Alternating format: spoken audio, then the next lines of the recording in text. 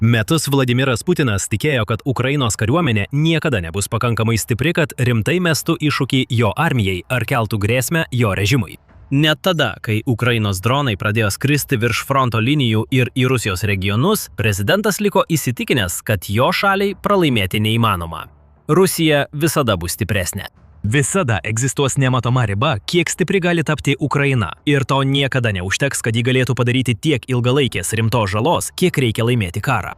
Vladimiras Putinas klydo ir Ukraina ką tik tai įrodė. Ukraina pramušė galios lubas ir peržengė ankstesnės ribas, pasiekdama tai, kad daugelis laikė neįmanomu. Ir šiandien mūšio lauke pakilo į visiškai naujas galios ir efektyvumo aukštumas. Norėdami suprasti šį pokytį, turime atsukti laiką atgal į ankstyvąjį Ukrainos vykdomos kampanijos prieš Rusijos naftos ir energetikos infrastruktūrą etapą.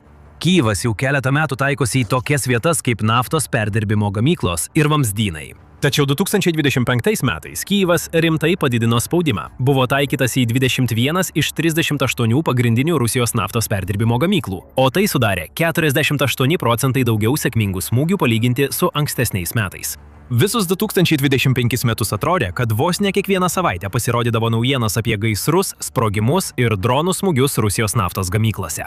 Šie išpoliai bendrai smarkiai paveikė šalies ekonomiką ir energetikos sektorių. Per didžiausius smūgius nuo 2025 metų rugpjūčio iki spalio bendras naftos perdirbimo gamyklų pajėgumas sumažėjo net 40%. Ukrainos bepiločių sistemų pajėgos taip pat pradėjo reguliariau atakuoti karinės gamybos įmonės, sukeldamos gaisrus ir sprogimus tose vietose, kur Rusija gamina savo dronus, raketas ir kitus šaudmenis. Tačiau nors šių atakų poveikis buvo reikšmingas, o internete dalijamasi įspūdingais vaizdais ir vaizdo įrašais, kuriuose matyti milžiniški sprogimai ir dūmų stulpai kylantis į orą. Faktas tas, kad daugelis šių smūgių nebuvo tokie veiksmingi, kokie turėjo būti. Tam buvo dvi pagrindinės priežastys. Pirmoji – Rusijos oro gynyba. Nors Kremliaus gynybos sistemų efektyvumas karui tęsiantis pagrįstai buvo kvestionuojamas, Rusija vis dar turėjo gana didelės svarbių išteklių atsargas. Tokias kaip S-300, modernesnė S-400, Tor-MM, Dubuk M3 ir Pancir SM. Kai Rusijos vadai suprato, kad Ukraina bando atakuoti jų energetikos infrastruktūrą. Daugelį šių priemonių jie perkelė svarbės vietas, tokias kaip naftos perdirbimo gamyklos ir naftos terminalai, kad numuštų daugumą Kyjivo siunčiamų dronų ir raketų. Tai savo ruožtu reiškia, kad net jei kai kurie Ukrainos dronai sugebėdavo pataikyti į taikinius, daugelis kitų būdavo prarasti, todėl šalis galėjo padaryti mažiau žalos savo priešininkui. Antra ir galbūt dar didesnė problema buvo ta, kad Ukrainos pajėgos turėjo tenkintis gana primityviais ir gana kompaktiškais dronais, kad galėtų vykdyti savo smūgius. Net ir pažangesni modeliai galėjo gabenti tik palyginti mažas kovinės galvutes, o tai reiškia, kad net jei jie apeidavo Rusijos gynybą ir pasiekdavo savo taikinius, juose nebuvo pakankamai sprogstamosios galios, kad iš tikrųjų išvestų iš rikiuotės naftos perdirbimo gamyklas. Dėl to buvo daug atvejų, kai įvykdavo dronų smūgiai ir objektai trumpam būdavo išjungti, tačiau netrukus vėl pradėdavo veikti. Žala vis tiek buvo padaryta ir tai vis tiek turėjo reikšmės, tačiau to nepakako sukelti tokios krizės ir žlugimo, kokio tikėjosi Kyjivo pajėgos. Tačiau 2026 metais viskas pasikeitė, nes Ukraina rado sprendimus abiem šioms problemams. Pirmiausia, ji pradėjo sistemingai naikinti Rusijos oro gynybą. Ataskaitos rodo, kad nuo 2025 metų birželio iki 2026 metų kovo Ukraina surengė beveik 500 atakų prieš priešo oro gynybos infrastruktūrą ir dar 433 prieš prieigos ribojimo bei oro erdvės draudimo priemonės. Nuo to laiko ši tendencija tęsiasi. Vien Kryme nuo kovo iki gegužės šiais metais buvo sunaikintos 24 radarų sistemos. Vien tik balandžio mėnesį buvo sunaikintos 25 oro gynybos sistemos, įskaitant Tor, Buk, Osa ir Pancir. Dešimtis ir dešimtis net ir geriausių Rusijos sistemų, tokių kaip S-400, taip pat buvo sunaikintos. Ir Ukrainai stiprinant atakas priešų teritorijoje, Kremliaus vadams lieka vis mažiau išteklių, kuriuos jie gali naudoti. Dėl to jiems tenka rinktis, kuriuos miestus, miestelius ir infrastruktūros objektus jie nori apsaugoti pirmiausia, o kitus palieka visiškai neapsaugotus. Pavyzdžiui, po masinės bepiločių atakos Maskvoje, Rusija, kaip pranešama, perkelė daugiau savo S-300 ir S-400 gynybos sistemų į sostinę, taip susilpnindama kitas teritorijas. Vienas Ukrainos dronų operatorius pravardė Čerčilis atskleidė, kad Rusija praranda sluoksniuotos oro gynybos koncepciją, nes vis daugiau sistemų sunaikinama ir atsiranda vis daugiau aklųjų zonų. Dėl to Ukrainai dabar daug lengviau rasti atvirus koridorius per Rusijos teritorijas į norimas taikinius. Ji gali siųsti dronų spiečius ir raketų salves į tuos taikinius, nesijaudindama dėl didelės rizikos, kad jie bus numušti pakeliui. Tai savo ruožtų reiškia, kad Kijevo pajėgos gali drąsiau naudoti didesnius ir sunkesnius ginklus prieš tuos pačius taikinius. Taip, pereiname prie antrojo didelio pokyčio 2026 metais – didesnių kovinių galvučių naudojimo. Iki šio momento Ukraina paprastai naudojo kovinės galvutes, sveriančias 10 kg. Kaip pažymi Euromaidan, to paprasčiausiai nepakanka, kad būtų galima prasiskverbti pro storas plieninės užtvaras ir betoninės sienas, esančias naftos perdirbimo gamyklose ir karinės gamybos įmonėse. Ir jei dronai būtų bent šiek tiek nukrypę nuo taikinio, jiems galėtų būti sunku padaryti bet kokią realią žalą. Iš esmės, jie galėjo pažeisti konkretų taikinį tik tuo atveju, jei pataikydavo tiesiai, reikėjo tiesioginio smūgio. Jei prasilenkdavo keliomis pėdomis ar pataikydavo į kitą sienos pusę, žala būdavo minimali. Remontas galėjo būti atliktas greitai. Visus 2025 metus Ukrainos analitikai suprato, kad kažką reikia keisti. Jie naudojo lengvas kovinės galvutes, kad jų dronai galėtų gabenti daugiau kuro ir pasiektų taikinius toli už Rusijos sienos. Tačiau tas pranašumas turėjo savo kainą. Santykinai mažos kovinės galvutės tiesiog nebuvo pakankamai galingos. Laimiai paruoštas sprendimas buvo Firepoint FP2 dronas. Iš pradžių galėjęs skristi iki 2,5 valandos, turėjęs veikimo nuotolį iki 200 km arba 125 mylios ir kovinę galvutę sveriančią iki 105 kg arba 230 svarų. Ši sistema iš esmės pakeitė padėtį. Nuo to laiko Firepoint atliko pakeitimus leidžiančius FP2 gabenti net 200 kg arba 440 svarų sprogmenų dar didesniais atstumais iki 370 km arba 230 mylių. Jie kainuoja daugiau, tačiau yra kur kas efektyvesni nei paprastesni bepiločiai orlaiviai, kuriais Kijevas rėmėsi anksčiau, tokie kaip Luhuty. Nuo tada, kai jie pasirodė, FP2 dronai buvo naudojami daugelyje vidutinio ir ilgo nuotolio smūgių į Rusijos infrastruktūrą. Jie įsprogdino skyles kai kuriuose svarbiausiose naftos perdirbimo gamyklų infrastruktūros objektuose, pavyzdžiui, pirminio distiliavimo įrenginiuose. Jie sukėlė ištisų pastatų griūtis karinės gamybos gamyklose ir padarė Rusijai gerokai didesnę žalą, bei atnešė daug didesnės išlaidas nei paprastesni ir mažesni dronai, kurie buvo naudojami anksčiau. Ir jie nėra vieninteliai. Ukraina taip pat pradėjo naudoti kitus sunkius giluminio smūgio ginklus, kurie sugeba suderinti didelį nuotolį su galingomis kovinėmis galvutėmis. Pavyzdžiui, Behemoth dronas – tai tikrai tinkamai pavadintas dangaus monstras, kuris turi ne vieną, o dvi atskiras kovinės galvutes. Viena sveria 40 kg arba 88 svarus, o kita 35 kg arba 77 svarus.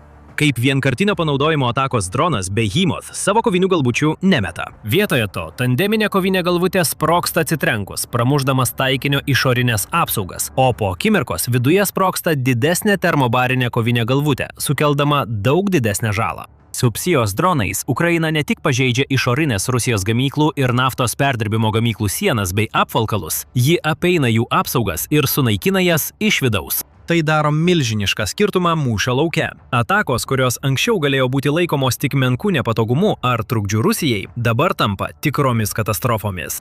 Smūgiai, kurie anksčiau būtų padarę minimalios žalos ir kuriuos būtų užtekę pataisyti per kelias dienas, dabar išjungia objektus iš rikiuotės savaitėms ar net mėnesiams. Bloga žinia, bent jau Ukrainos požiūriu, yra ta, kad šie sunkesni dronai gali nuskristi tik iki tam tikro atstumo. Pavyzdžiui, Behemoth gali nuskristi tik 300 km arba 185 mylių atstumą. Tai priskiria jį prie vidutinio nuotolio kategorijos. Bet ką daryti, jei Ukraina nori smogti daug toliau esantiems taikiniams? Laimiai, ji turi atsakymą ir į tai. Bet prieš tai jūs žiūrite karinę laidą. Jei dar neužsiprenumeravote, dabar pats laikas tai padaryti. Keleto metų vienintelis būdas, kuriuo Ukraina galėjo realiai smogti taikinius esančius už 100 mylių Rusijos gilumoje, buvo naudoti ilgo nuotolio dronus. Ji neturėjo tokių raketų, kurios galėtų įveikti tokį didelį atstumą. Viskas, ką ji turėjo, buvo maži dronai, galintys nešti daugiausia kelias dešimtis svogmenų. Daugelį jų numušdavo Rusijos gynyba, tačiau kai kurie vis tiek retkarčiais pasiekdavo savo taikinius. Tačiau dėl tų pačių anksčiau minėtų priežasčių jie nesugebėdavo padaryti ilgalaikės žalos. Vėlgi, Ukrainos analitikai pastebėjo šią problemą ir ieškojo būdų ją išspręsti. O norint išspręsti tokią problemą, atsakymas yra gana paprastas. Jums reikia ginklų, kurie galėtų nukeliauti didesnius atstumus, didesniu greičiu ir pristatyti gerokai didesnį krovinį nei iki tol turėtos galimybės. Trumpai tariant, jums reikia sparnuotųjų raketų. Taigi Firepoint, ta pati įmonė, kuri sukūrė FPFP-2 droną ir yra viena svarbiausių sparčiai augančio Ukrainos gynybos sektoriaus įmonių, sukūrė FPFP-5 sparnuotąją raketą, dar žinoma kaip Flamingo. Dėl reaktyvinės varomosios sistemos, ši raketa, kurios vieneto kaina siekia apie 500 000 JAV dolerių, pasižymi neįtikėtinu 3000 km arba 1900 mylių veikimo nuotoliu. Ji gabena 1150 kg arba 2540 svarų kovinę galvutę. Ji buvo pristatyta 2025 m. rugpjūtį ir po to Firepoint kūrėjams prireikė šiek tiek laiko, kad ištobulintų autonominę inercinę navigacijos sistemą, kuri buvo būtina, kad ši raketa veiktų taip, kaip numatyta ir patikimai smogtų taikiniams. Dabar, kai jie tai padarė, visa Flamingo galia buvo išlaisvinta ir Rusija tiesiog nesugeba su tuo susidoroti. Birželio 27 dieną pasirodė pranešimų apie kelias Flamingo raketas paleistas į Titan Barricade raketų gamyklą Rusijos Volgogrado regione. Ji yra pietinėje šalies dalyje maždaug už 500 km, 310 mylių nuo fronto linijos. Vaizdo įraše buvo matyti neabejotini dviejų šių milžiniškų raketų siluetai, pataikantis į gamyklą, kuri atsakinga už balistinių raketų mobiliųjų paleidimo įrenginių ir artilerijos sistemų surinkimą. Ir tai buvo tik naujausias iš sėkmingų smūgių serijos, surinktos naudojant Flamingo raketą. Pavyzdžiui, birželio 10 dieną 5 Flamingo raketos buvo paleistos į Vnir Progress gynybos elektronikos gamyklą Čeboksaruose, esančią vakarinėje Rusijos dalyje, 900 km arba 560 mylių nuo fronto linijos. Dvi iš tų raketų prasiveržė pro gamyklos apsaugą nuo dronų, sukeldamos didžiulę sprogimo žalą smūgio metu ir gaisro žalą po to. Bombų srityje Kijevas taip pat padarė rimtą pažangą. Anksčiau jis turėjo pasikliauti vakarų tiekimu, kuris dažnai būdavo prieinamas tik ribotais kiekiais ir susijęs su kitais apribojimais, kurių Ukraina negalėjo kontroliuoti. Tačiau dabar Ukraina pakeitė žaidimo taisykles, pradėjusi serijinę savo pačios ginkluotės gamybą. Tokiai kaip Equalizer Glide Bomb, kurią sukūrė DG Industries. Šios bombos, galinčios nuskristi 10 mylių nuo paleidimo taško, turi pakankamai sprogstamosios galios sunaikinti Rusijos taikinius, tokius kaip oro gynybos sistemos, radarų stotys, amunicijos sandėliai, karių susitelkimo vietos, tankai ir kita šarvuota technika. Jau keletą metų matėme, kaip Ukraina vykdo vidutinio ir ilgo nuotolio smūgius. Tačiau situacija visiškai pasikeitė atsiradus šiems sunkesniems ginklams. Jie nebeapsiriboja vien smulkiais smūgiais prieš Rusijos objektus ir infrastruktūrą. Dabar Kijevas tiesioginė prasme sprogdo taikinius į gabalus. Naujausi smūgiai Kremliui yra daug žalingesni ir brangesni nei bet kas buvo anksčiau, kaip pažymi Kalifornijos analitinio centro RAND tyrėjas Michaelas Bonnetas. Net ir atsitiktiniam stebėtojui akivaizdu, kad Ukrainos smūgiai laikui bėgant daro vis didesnį poveikį. Ir tai nėra vien tik didesnės ugnies galios klausimas, tai taip pat yra ir didesnio nuotolio klausimas. Remiantis naujausią ataskaitą, šiandien Ukraina turi pakankamai amunicijos, kad galėtų taikytis į maždaug pusę Rusijos teritorijos ir daugiau nei 70% visos jos gyventojų. Pačios Rusijos stebėjimo kanalas Radaras visoje Rusijoje neseniai pranešė apie oro pavojaus signalus regionuose visoje šalyje. Tai apima 5 atskirus Volvos federalinės apygardos regionus, esančius į pietryčius nuo Maskvos. Astrachanės regionas, kuris yra maždaug už 900 km arba 560 mylių nuo Ukrainos, ir dalis Šiaurės Kaukazo regiono, kai kurios jų yra net iki 1200 km arba 750 mylių nuo Ukrainos. Centrinėje Rusijoje pavojaus signalai buvo jungti Maskvoje, kuri yra maždaug už 400-500 km arba 250-310 mylių nuo Ukrainos. Vladimiras, kuris yra už 450 km arba 280 mylių. Tambovas, kuris yra už 350 km arba 220 mylių. Ir Lipeckas, kuris yra maždaug už 300 km arba 186 mylių nuo Ukrainos sienos.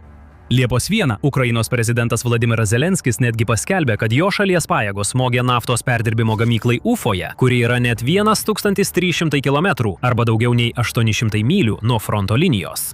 Tai buvo antras kartas, kai ši vieta buvo atakuota. Karinis objektas Pentos regione taip pat buvo atakuotas. Jis yra maždaug 600 km arba 370 mylių nuo fronto. Tai žymi didelį pokytį palyginti su ankstesniais konflikto etapais. Pavyzdžiui, 2024 metais vieninteliai Rusijos regionai, kurie iš tikrųjų turėjo nerimauti dėl Ukrainos atakų, buvo tie, kurie yra visai šalia sienos, o didelė oflos pajėgumų taip pat buvo naudojama prieš priešo objektus okupuotose teritorijose. Dabar Rusijoje beveik niekur nebesaugu. Nuo vakarinių regionų iki Sibiro pakraščių oro pavojaus sirenų garsas tampa vis didesnė kasdienio gyvenimo dalimi, kai Ukraina atneša karą pačiai Rusijos visuomeniai. Ir tos sirenos nėra menki nepatogumai. Dažnai, kai pasigirsta perspėjimas, ištisi miestai ir miesteliai turi užsidaryti.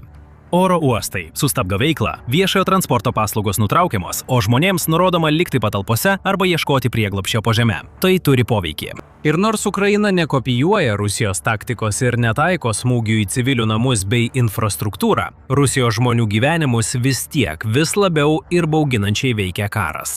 Dėl to jie dar labiau nori surasti, ką kaltinti, ir daugelis rodo pirštu tik į vieną žmogų – patį Vladimirą Putiną. Dėl to Vladimiro Putino populiarumas smarkiai smuko. Net ir valstybiniuose apklausose, kurias atlieka Kremliaus ruporai, vis daugiau rusų išreiškia tikrą susirūpinimą, ar jų prezidentas vis dar tinkamas vadovauti.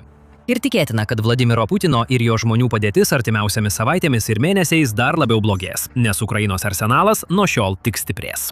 Iš tiesų, naujausios ataskaitos taip pat rodo, kad Ukraina galėjo pirmą kartą paleisti savo šalyje pagamintą tolimojo nuotolio balistinę raketą. Ši naujiena remiasi duomenimis iš pačios Rusijos gynybos ministerijos. Naujausioje ataskaitoje Kremliaus gynybos ministerija teigia, kad per 24 valandas jos oro gynyba perėmė daugiau nei 600 dronų, 7 aviacinės bombas ir tai, ką jie apibūdino kaip tolimojo nuotolio operatyvinę taktinę raketą.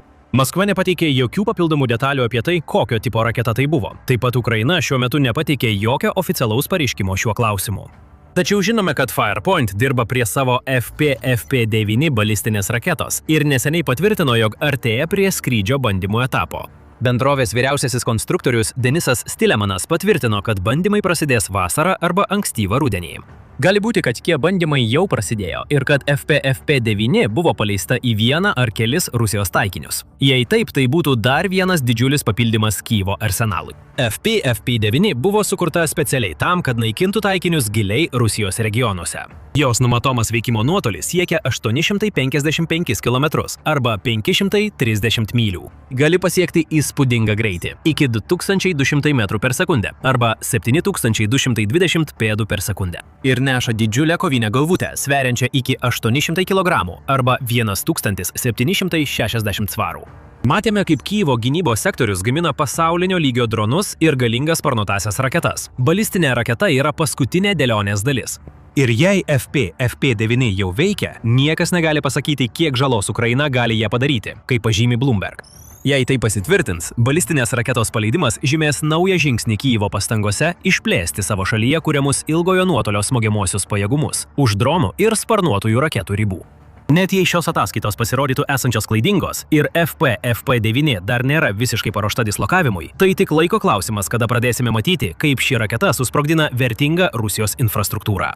Sudžiungus su sunkesniais dronais, naujomis planiruojančiomis bombomis ir Flamingo sparnuotosiomis raketomis, Ukraina turi daugiau ugnies galios nei bet kuriuo kitu savo istorijos momentu, suteikdama Rusijai problemų bangą, kurių ji paprasčiausiai negali išspręsti. Dabar, norėdami sužinoti daugiau apie tai, kaip šios problemos kaupėsi ant Vladimiro Putino stalo ir stumia Rusijos prezidentą į dar gilesnę krizę, pažiūrėkite šį vaizdo įrašą. Arba pažiūrėkite šį vaizdo įrašą ir sužinokite, kaip Maskvos verslininkai, investuotojai ir elitas pradeda kelti baltą vėliavą, pripažindami, kad šio karo neįmanoma laimėti ir ragina Putiną jį užbaigti. Ir galiausiai nepamirškite užsiprenumeruoti The Military Show, kad gautumėte daugiau puikaus turinio, tokio kaip šis.